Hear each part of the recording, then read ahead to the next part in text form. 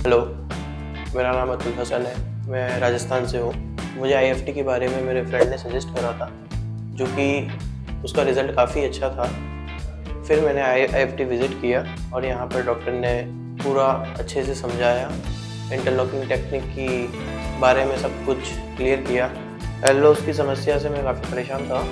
काफ़ी hair loose हो रहे थे डे बाय डे, बट जैसे मैंने रिज़ल्ट देखे अपने फ्रेंड के, काफ़ी नेचुरल थे, वो देख के मैं IFT